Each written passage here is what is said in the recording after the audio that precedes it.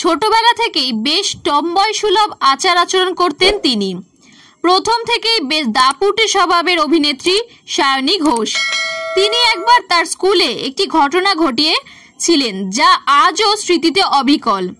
ক্লাসের মনিটর ছিলেন সায়নী। তখন থেকে লিডারশিপ কোয়ালিটি ছিল অভিনেত্রীর মধ্যে। বর্তমানে তিনি তৃণমূলের হয়ে লোকসভা নির্বাচন লড়ছেন যাদবপুর কেন্দ্র থেকে। এই সায়নী স্কুলে পড়ার সময়ই এক ক্লাসমেটকে মন দিয়ে ফেলেছিলেন। সেই ছেলেটি আবার ফার্স্ট বয় ছিল। ক্লাস মনিটর হওয়ার কারণে হম্বিতম্বি বরাবরই ছিল সায়নীর। একবার ক্লাসে টিচার আসার আগে ছেলেটির সঙ্গে ভয়ানক কাণ্ড ঘটিয়েছিলেন তিনি। সেই ঘটনার বর্ণনা শুনলে আপনার তাক লেগে যাবে। প্রথমে সায়নী ছেলেটিকে ডাকেন। মনিটর ডাকছে। প্রথমেই ভয়ে হাত পা ঠান্ডা হয়ে গিয়েছিল ছেলেটির।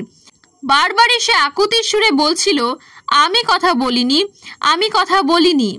ছেলেটি কথা না শোনায় সায়নীর মেজাজ হারিয়ে ফেলে। তারপর ছেলেটির মাথা ব্ল্যাকবোর্ডে ঠুকে হুমকির সুরে অভিনেত্রী বলেছিলেন, বল আই লাভ ইউ।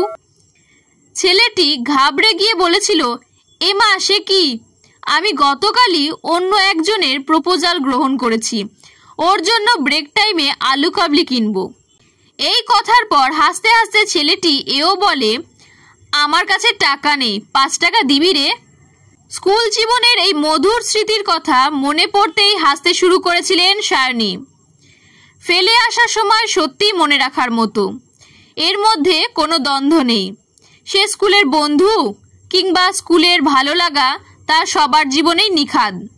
স্কুল জীবনের স্মৃতিমধুর দিনগুলোতে সবাই চায় বারবার ফিরে যেতে। সেই বয়সে থাকে না চিন্তা, রাজনীতি, দলাদলি। একটা সময় পর তা হারিয়ে গেলে সবারই মনে হয় যদি পারতাম একবার ফিরে যেতে।